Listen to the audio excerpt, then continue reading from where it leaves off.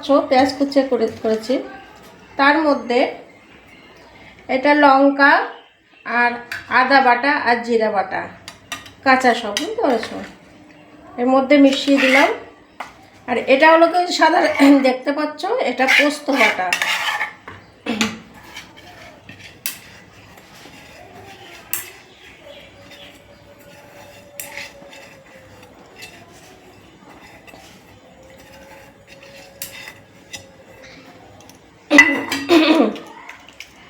একসঙ্গে এগুলোকে সব ফাটাতে হবে, হাত দিয়ে ফাটাই, চামচ দিয়ে হচ্ছে না।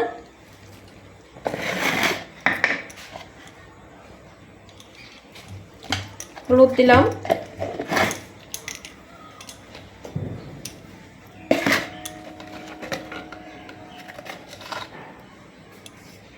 লবণ দিলাম, স্বাদ মতন লবণ, যে যেমন ফ্যামিলিতে। তো এই মিশ্রণটা যে বানালাম কিসের জন্য, এই দেখো হাঁসের ডিম, বুঝেছ?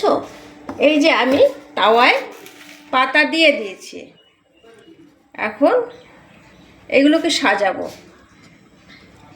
এই যে সুন্দর করে সাজাবো।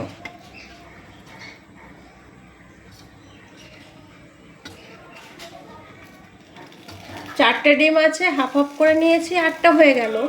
সবাই দুটো দুটো করে পেয়ে যাবে।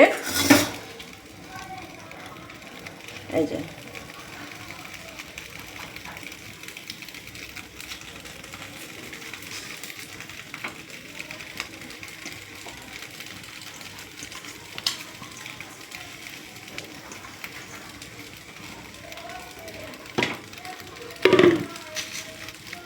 সবার গায়ে একটু মিশিয়ে মিশিয়ে দিলাম।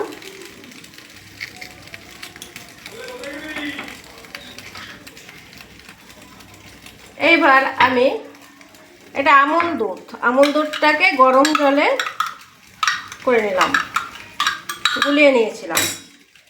এবার এটাকে চারিদিকে ছড়িয়ে দেব।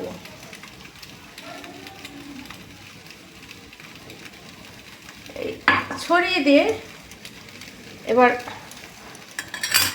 ঢাকা দিয়ে দিতে হবে, ডিমি জালে, বেশি জোরে না, তাহলে নিচের থেকে একটু লেগে যাবে।